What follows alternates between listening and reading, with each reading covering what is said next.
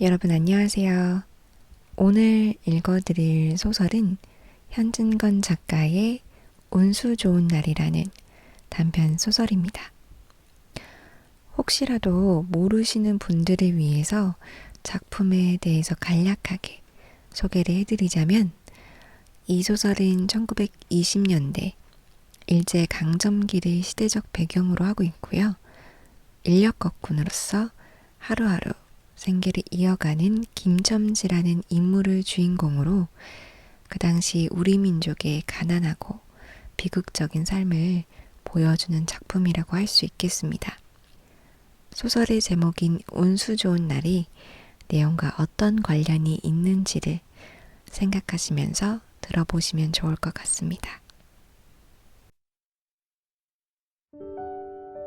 운수 좋은 날, 현진건. 새침하게 흐린 품이 눈이 올 듯하더니 눈은 아니 오고 얼다가만 비가 추적추적 내리는 날이었다.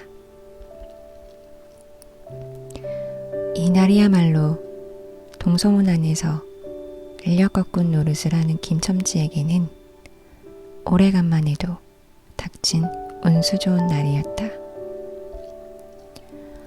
문 안에 들어간답시는 앞집 마마님을 전찾기까지 모셔다 드린 것을 비롯으로 행여나 손님이 있을까 하고 정류장에서 어정어정하며 내리는 사람 하나하나에게 거의 비는 듯한 눈결을 보내고 있다가 마침내 교원인 듯한 양복쟁이를 동강학교까지 태워다 주기로 되었다. 첫 번에 30전, 둘째 번에 50전. 아침 대바람에 그리 흉취하는 일이었다. 그야말로 재수가 옴붙어서 근 열흘 동안 동구경도 못한 김첨지는 10전짜리 백통화 서푼 또는 5푼이 찰칵하고 손바닥에 떨어질 때 거의 눈물을 흘릴 만큼 기뻤었다.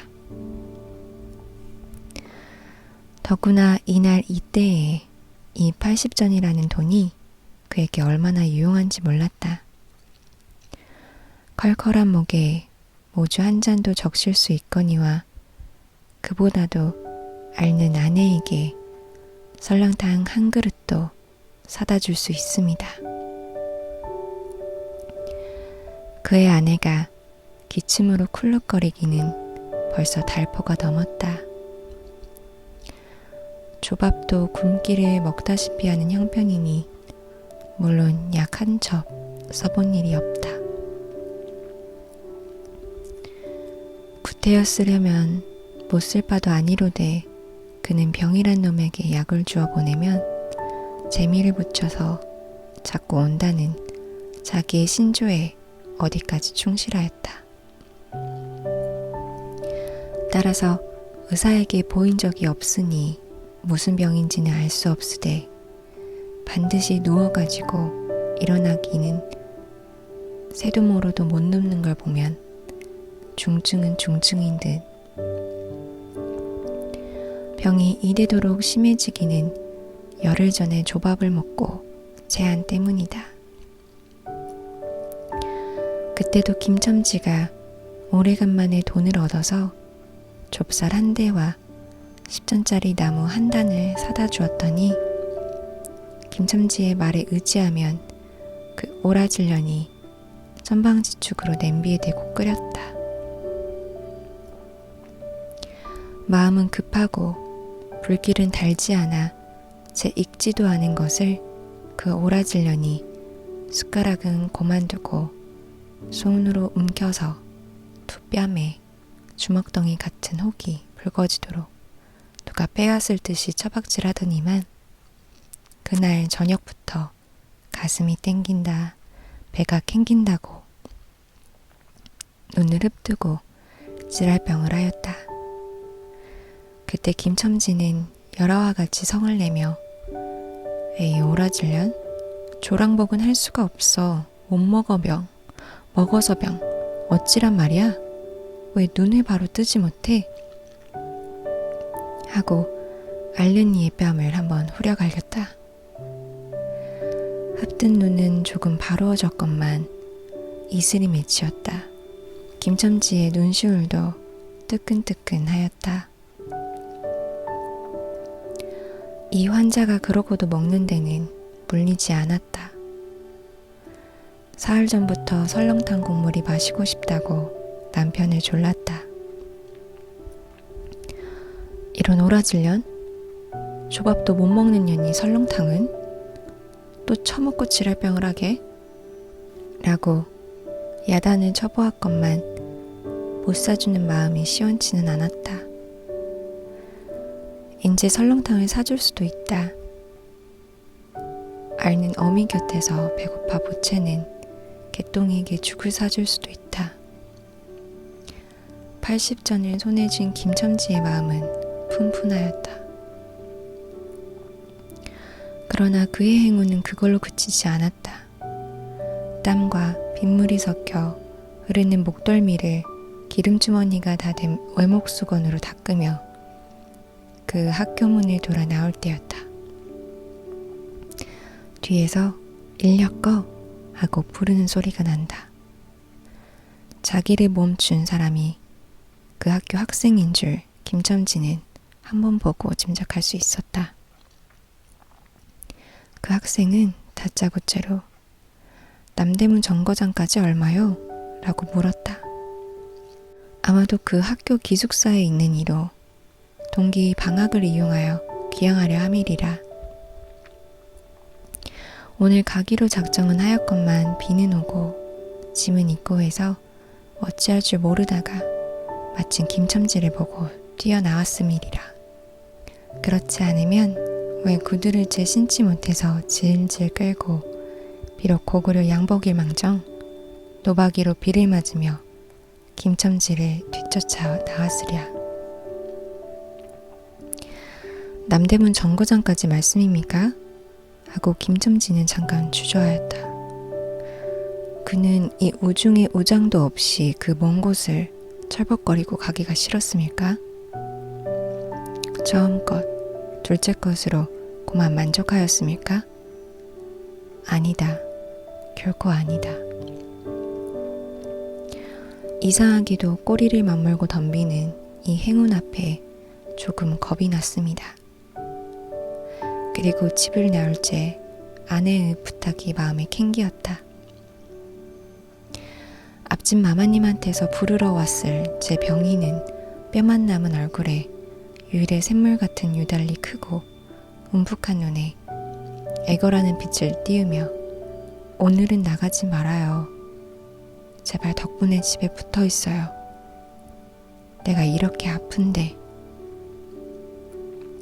라고 목이 소리같이 중얼거리고 숨을 걸그렁 걸그렁 하였다.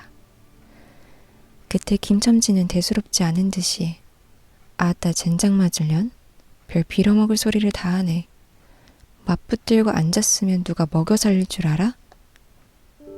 하고 훌쩍 뛰어나오려니까 환자는 붙잡을 듯이 팔을 내저으며 나가지 말라도 그래. 그러면 일찍이 들어와요. 하고 목매인 소리가 뒤를 따랐다. 정거장까지 가잔 말을 들은 순간에 경련적으로 떠는 손, 유달리 큼직한 눈, 울듯한 아내의 얼굴이 김첨지의 눈앞에 어른어른하였다. 그래, 남대문 정거장까지 얼마란 말이요? 하고 학생은 초조한 듯이 인력 갖고 내 얼굴을 바라보며 혼잣말같이 인천차가 11점에 있고 그 다음에는 새로 2점이던가? 라고 중얼거린다. 이런 50점만 줍시오. 이 말이 저도 모를 사이에 불쑥 김첨지의 입에서 떨어졌다. 제 입으로 부르고도 스스로 그 엄청난 돈 액수에 놀랐다.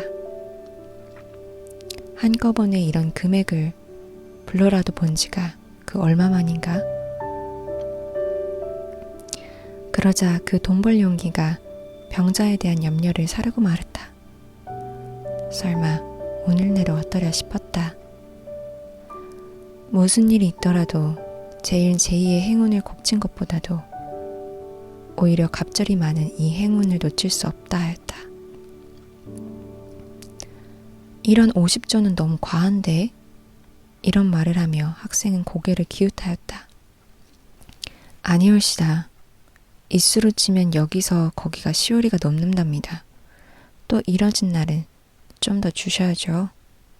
하고 빙글빙글 웃는 차부의 얼굴에는 숨길 수 없는 기쁨이 넘쳐 흘렀다.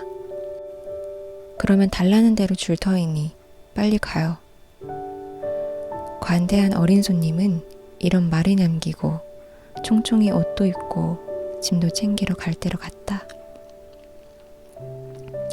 그 학생을 태우고 나선 김천지의 다리는 이상하게 거뿐하였다.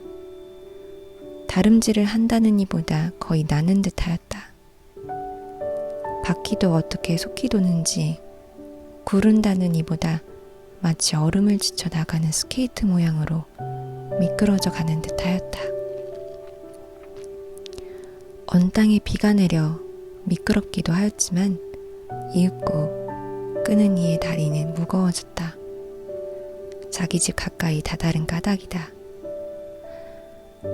새삼스러운 염려가 그의 가슴을 눌렀다.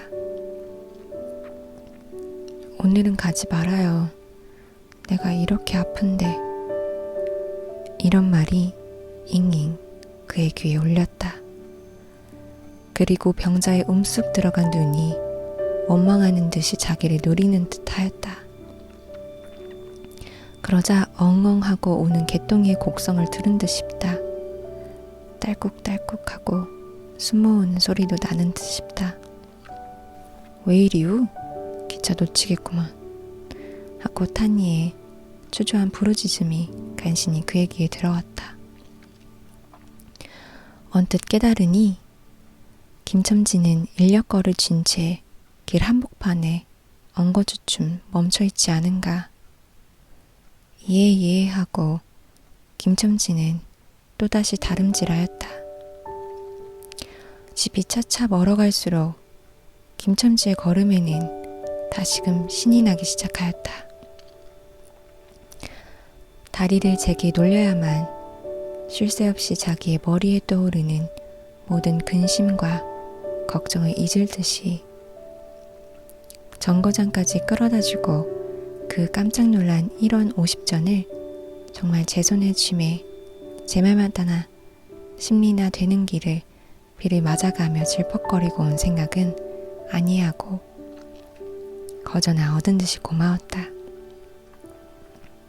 졸부나된 듯이 기뻤다. 제 자식벌밖에 안 되는 어린 손님에게 몇 번 허리를 굽히며 안녕히 다녀옵시오 라고 깍듯이 재우쳤다.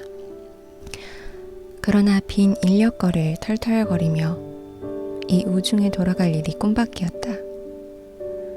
노동으로 인하여 흐른 땀이 식어지자 굶주린 창자에서 물 흐르는 옷에서 어슬어슬 한기가 솟아나기 비롯하며 이런 50전이란 돈이 얼마나 괜찮고 괴로운 것인 줄 절절히 느끼었다. 정거장을 떠나는 그의 발길은 힘 하나 없었다. 온몸이 옹성거려지며 당장 그 자리에 엎어져 못 일어날 것 같았다. 젠장 맞을것. 이 비를 맞으며 빈 인력거를 털털거리고 도라를 간담. 이런 빌어먹을 제 할머니를 부추비가 왜 남의 상판을 딱딱 때려? 그는 몹시 화증을 내며 누구에게 반항이나 하는 듯이 개걸거렸다. 그럴 즈음에 그의 머리엔 또 새로운 광명이 비쳤나니 그것은 이러고 갈 게 아니라 이 근처를 빙빙 돌며 차 오기를 기다리면 또 손님을 태우게 될지도 몰라 란 생각이었다. 오늘 운수가 괴상하기도 좋으니까 그런 요행이 또 한 번 없으리라고 누가 보증하랴? 꼬리를 굴리는 행운이 꼭 자기를 기다리고 있다고 내기를 해도 좋을 만한 믿음을 얻게 되었다. 그렇다고 정거장 인력거꾼의 등살이 무서우니 정거장 앞에 섰을 수는 없었다. 그래, 그는 이전에도 여러 번 해본 일이라 바로 정거장 앞 전차 정류장에서 조금 떨어지게 사람 다니는 길과 전차길 틈에 인력거를 세워놓고 자기는 그 근처를 빙빙 돌며 형세를 관망하기로 하였다. 얼마 만에 기차는 왔고 수십 명이나 되는 손이 정류장으로 쏟아져 나왔다. 그 중에서 손님을 물색하는 김첨지의 눈엔 양머리에 뒤축 높은 구두를 신고 망토까지 두른 기생 퇴물인 듯 남봉 여학생인 듯한 옆판내에 모양이 띄었다. 그는 슬근슬근 그 여자의 곁으로 다가들었다. 아씨, 인력거, 아니 탑시라요. 그는 슬근슬근 그 여자 곁으로 다가들었다. 아씨, 인력거 아니 타시랍시요. 그 여학생인지 만지가 한참은 매우 때깔을 빼며 입술을 꼭 다문 채 김첨지를 거들떠보지도 않았다. 김첨지는 국어라는 거지나 무엇까지 연애연방 그의 기색을 살피며 아씨, 정거장 애들보다 아주 싸게 모셔다 드리겠습니다. 댁이 어디신가요? 하고 추근추근하기도 그 여자의 들고 있는 일본식 버들고리 짝에 제 손을 대었다. 왜 이래 남기찮게 소리를 병력같이 지르고는 돌아선다. 김첨지는 어랍시오 하고 물러섰다. 전차는 왔다. 김첨지는 원망스럽게 전차 타는 일을 노리고 있었다. 그러나 그의 예감은 틀리지 않았다. 전차가 빡빡하게 사람을 싣고 움직이기 시작하였을 때 타고 남은 손 하나가 있었다. 굉장하게 큰 가방을 들고 있는 걸 보면 아마 붐비는 차 안에 짐이 크다 하여 처장하게 밀려 내려온 눈치였다. 김첨지는 대어섰다. 인력거를 타시랍시오. 한동안 값으로 승강이를 하다가 60전에 인사동까지 태워다 주기로 하였다. 인력거를 무거워짐에 그의 몸은 이상하게도 가벼워졌고 그리고 또 인력거가 가벼워지니 몸은 다시금 무거워졌건만 이번에는 마음조차 초조해 온다. 집의 광경이 자꾸 눈앞에 어른거리어 인제 여행을 바랄 여유도 없었다. 나무 등걸이나 무엇 같고 제 것 같지도 않은 다리를 연애 꾸짖으며 실팡갈팡 뛰는 수밖에 없었다. 저놈의 인력거꾼이 저렇게 술이 취해가지고 이 진땅에 어찌 가노 라고 길 가는 사람이 걱정을 하리만큼 그의 걸음은 황급하였다. 흐리고 비오는 하늘은 어두침침하게 벌써 황혼에 가까운 터였다. 창경은 앞까지 다다라서야 그는 턱에 닿은 숨을 돌리고 걸음도 늦추잡았다. 한 걸음, 두 걸음 집이 가까워 갈수록 그의 마음조차 괴상하게 누그러웠다. 그런데 이 누그러움은 안심해서 오는 게 아니요 자기를 덮친 무서운 불행을 빈틈없이 알게 될 때가 박두한 것을 두리는 마음에서 오는 것이었다. 그는 불행에 다닥치기 전 시간을 얼마쯤이라도 늘리려고 버르적거렸다. 기적에 가까운 벌이를 하였다는 기쁨을 할 수 있으면 오래 지니고 싶었다. 그는 두리번 사면을 살피었다. 그 모양은 마치 자기 집, 곧 불행을 향하고 달아가는 제 다리를 제 힘으로는 도저히 어찌할 수 없으니 누구든지 나를 좀 잡아다고 구해다고 하는 듯하였다. 그럴 즈음에 마침 길가 선술집에서 그의 친구 치삼이가 나온다. 그의 우글우글 살찐 얼굴에 주홍이 돋는 듯 온 턱과 뺨을 시커멓게 구렛나룻이 덮었거늘 노루땡땡한 얼굴이 바짝 말라서 여기저기 고랑이 배고 수염도 이때야. 턱 밑에만 마치 솔잎송이를 거꾸로 붙여놓은 듯한 김첨지의 풍채하고는 기이한 대상을 짓고 있었다. 여보게 김첨지, 자네 문항 들어갔다 오는 모양일세 그려. 돈 많이 벌었을 테니 한 잔 빨리게. 뚱뚱 보는 말라깽이를 보던 마태 부러지셨다. 그 목소리는 몸짓과 딴판으로 연하고 싹싹하였다. 김첨지는 이 친구를 만난 게 어떻게 반가운지 몰랐다. 자기를 살려준 은인이나 무엇같이 고맙기도 하였다. 자네는 벌써 한잔한 모양일세 그려. 자네도 오늘 재미가 좋아 보이? 하고 김첨지는 얼굴을 펴서 웃었다. 아따, 재미 안 좋다고 술 못 먹을 낸가? 그런데 여보게, 자네 왼몸이 어째 물독에 빠진 새양치 같은가? 어서 이리 와 들어와 말리게. 아따, 재미 안 좋다고 술 못 먹을 낸가? 그런데 여보게, 자네 왼몸이 어째 물독에 빠진 새양치 같은가? 어서 이리 들어와 말리게. 선술집은 훈훈하고 뜨뜻하였다. 추어탕을 끓이는 소뚜껑을 열정마다 뭉게뭉게 떠오르는 흰김 석쇠에서 뻐지짓 구워지는 너비아니 구이며 제육이며 간이며 콩팥이며 북어며 빈대떡. 이 너저분하게 늘어놓인 안주 탁자에 김첨지는 갑자기 속이 쓰려서 견딜 수 없었다.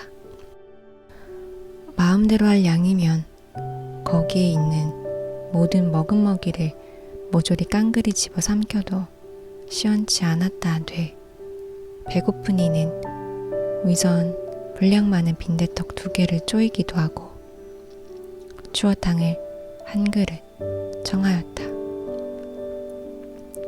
주린장자는 음식 맛을 보더니 더욱더욱 비어지며 자꾸자꾸 드리라 하였다. 순식간에 두부와 밑꿀이 든 국 한 그릇을 그냥 물같이 들이켜고 말았다. 셋째 그릇을 받아 들었을 제 데우던 막걸리 곱빼기 2잔이 더웠다. 치삼이와 같이 마시자 원원이 비었던 속이라 찌르르 하고 창자에 퍼지며 얼굴이 화끈하였다. 눌러 곱빼기 한 잔을 더 마셨다. 김첨지의 눈은 벌써 개게 풀리기 시작하였다. 석쇠에 얹힌 떡 2개를 숭덩숭덩 썰어서 복을 불룩거리며 또 곱빼기 2잔을 부어라 하였다. 치삼은 의아한 듯이 김첨지를 보며 여보게, 또 붓다니 벌써 우리가 넉 잔씩 먹었네. 돈이 40전일세 라고 주의시켰다. 아따 이놈아, 40전이 그리 끔찍하냐? 오늘 내가 돈을 막 벌었어. 참 오늘 운수가 좋았느니. 그래, 얼마를 벌었단 말인가? 30원을 벌었어. 30원을. 이런 젠장 맞을 술을 왜 안 부어? 괜찮다. 막 먹어도 상관이 없어. 오늘 돈 산더미같이 벌었는데. 이 사람 취했군. 그만두세. 이놈아, 그걸 먹고 취할 내냐? 어서 더 먹어. 하고는 치삼의 귀를 잡아치며 슈아니는 부러지셨다. 그리고 술을 붓는 15살 됨직한 중대가리에게로 달려들며 이놈 오라질놈, 왜 술을 붓지 않어? 라고 야단을 쳤다. 중대가리는 히히 웃고 치삼을 보며 문의하는 듯이 눈짓을 하였다. 주정꾼이 이 눈치를 알아보고 화를 버럭 내며 애미를 붙일 이 오라지 놈들 같으니 이놈 내가 돈이 없을 줄 알고? 하자마자 허리춤을 훔칫훔칫 하더니 1원짜리 한 장을 꺼내어 중대가리 앞에 펄쩍 집어 던졌다. 그 사품의 몇 푼 은전이 짤그랑하며 떨어진다. 여보게 돈 떨어졌네. 왜 돈을 막 끼얹나? 이런 말을 하며 일변 돈을 줍는다. 김첨지는 취한 중에도 돈의 거처를 살피는 듯이 눈을 크게 떠서 땅을 내려보다가 불시에 제 하는 짓이 너무 더럽다는 듯이 고개를 소스라치자 더욱 성을 내며 바라봐 이 더러운 놈들아, 내가 돈이 없나? 다리 뼈다구를 꺾어 놓을 놈들 같으니 하고 치삼에 주어주는 돈을 받아 이 원수의 돈, 이 육시를 앗돈 하면서 풀매질을 한다. 벽에 맞아 떨어진 돈은 다시 술 끓이는 양푼에 떨어지며 정당한 매를 맞는다는 듯이 쨍하고 울렸다. 곱빼기 2잔은 또 부어질 겨를도 없이 말려가고 말았다. 김첨지는 입술과 수염에 붙은 술을 빨아들이고 나서 매우 만족한다는 듯이 그 소립송이 수염을 쓰다듬으며 또 부어, 또 부어 라고 외쳤다. 또 한 잔 먹고 나서 김첨지는 치삼의 어깨를 치며 문득 껄껄 웃는다.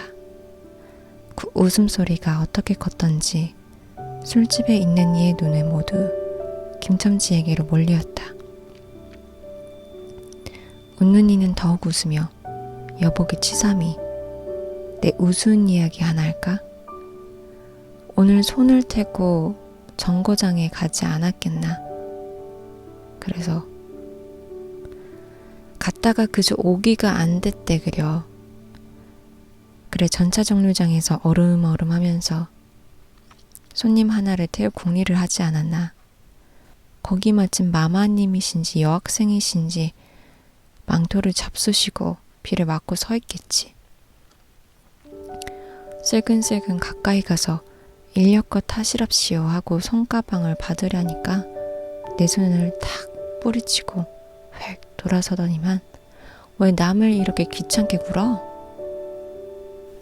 그 소리야말로 꾀꼬리 소리지. 허허. 김첨지는 교모하게도 정말 꾀꼬리 같은 소리를 내었다. 모든 사람은 일시 웃었다. 빌어먹을 깍쟁이 같은 년? 너가 저를 어쩌나? 왜 남을 귀찮게 굴어? 어이구, 소리가 처신도 없지.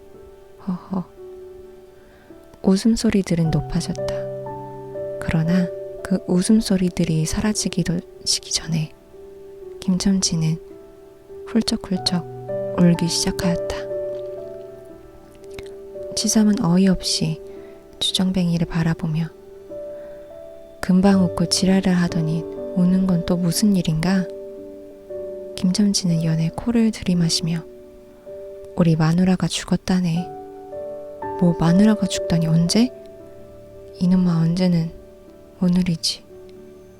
옛기 미친놈. 거짓말 마라. 거짓말은 왜? 참말로 죽었어. 참말로. 마누라 시체를 집에 뻗틀쳐 놓고 내가 술을 먹다니 내가 죽일 놈이야 죽일 놈이야 하고 김첨지는 엉엉 소리를 내어 운다. 치삼은 흥이 조금 깨어지는 얼굴로 원 이 사람이 참말을 하나 거짓말을 하나 그러면 집으로 가세 가 하고 우는 이의 발을 잡아당겼다. 치삼의 끄는 손을 뿌리치더니 김첨지는 눈물이 글썽글썽한 눈으로 싱그레 웃는다. 죽기는 누가 죽어? 하고 득이가 양양. 죽기는 왜 죽어? 생때같이 살아만 있단다. 그 오라질년이 밥을 죽이지. 인제 나한테 속았다. 하고 어린애 모양으로 손뼉을 치며 웃는다. 이 사람이 정말 미쳤단 말인가? 나도 아주먼네가 앓는단 말은 들었는데 하고 치삼이도 어느 불안을 느끼는 듯이 김첨지에게 또 돌아가라고 권하였다. 안 죽었어. 안 죽었대도 그래. 김첨지는 화증을 내며 확신 있게 소리를 질렀으되 그 소리엔 안 죽은 것을 믿으려고 애쓰는 가락이 있었다. 기어이 1원어치를 채워서 곱빼기 한 잔씩 더 먹고 나왔다. 구순비는 의연히 추적추적 내린다. 김첨지는 취중에도 설렁탕을 사가지고 집에 다다랐다. 집이라 해도 물론 셋집이요. 또 집 전체를 세든 게 아니라 안과 뚝 떨어진 행랑방 한 간을 빌려든 것인데 물을 길어대고 한 달에 1원씩 내는 터이다. 혹은 김첨지도 이 불길한 침묵을 짐작했는지 모른다. 그렇지 않으면 대문에 들어서자마자 전에 없이 이 난장맞을년? 남편이 들어오는데 나와보지도 않아 이 오라질년 이라고 고함을 친 게 수상하다. 이 고함이야말로 제 몸을 엄습해오는 무시무시한 증을 쫓아버리려는 허장성세인 까닭이다. 하여간 김첨지는 방문을 월칵 열었다. 구역을 나게 하는 축이 떨어진 삿자리 밑에서 나온 먼지네, 빨지 않은 기저귀에서 나는 똥내와 오줌내, 가지각색 때가 켜켜이 앉은 온내 병인의 땀 섞은 내가 섞인 축이가 무딘 김첨지의 꼴을 찔렀다. 방 안에 들어서며 설렁탕을 한 구석에 놓을 사이도 없이 주정꾼의 목청을 있는 대로 다 내어 텅을 쳤다. 이런 오라질년? 주야장천 누워만 있으면 제일이야. 남편이 와도 일어나지를 못해. 라는 소리와 함께 발길로 누운 이의 다리를 몹시 찼다. 그러나 발길에 채이는 건 사람의 살이 아니고 나무 등걸과 같은 느낌이 있었다. 이때 빽빽 소리가 응아소리로 변하였다. 개똥이가 물었던 젖을 빼어놓고 운다. 온데도 온 얼굴을 찡그러 붙여서 운다는 표정을 할 뿐이다. 응아소리도 입에서 나는 게 아니고 마치 뱃속에서 나는 듯 하였다. 울다가 울다가 목도 잠겼고 또 울 기운조차 시진한 것 같다. 발로 차도 그 보람 없는 걸 보자 남편은 아내의 머리맡으로 달려들어 그야말로 까치집 같은 환자의 머리를 꺼들어 흔들며 이년아, 말을 해 말을. 입이 붙었어 이 오라질년. 이것 봐, 아무 말이 없네. 이년아, 죽었단 말이냐? 왜 말이 없어? 또 대답이 없네? 정말 죽었나 보이? 이러다가 누운 이의 흰 창을 덮은 위로 짙은 눈을 알아보자마자 이 눈깔 왜 나를 바라보지 못하고 천장만 보느냐, 응? 하는 말끝엔 목이 메었다. 그러자 산 사람의 눈에서 떨어진 닭의 똥 같은 눈물이 주근이의 뻣뻣한 얼굴을 어릉어릉 적시었다. 문득 김첨지는 미친 듯이 제 얼굴을 주근이의 얼굴에 한 대 비비대며 중얼거렸다. 설렁탕을 사다 놓았는데 왜 먹지를 못하니? 왜 먹지를 못하니? 괴상하게도 오늘은 원수가 좋더니만. 여러분 구독과 좋아요 부탁드려요.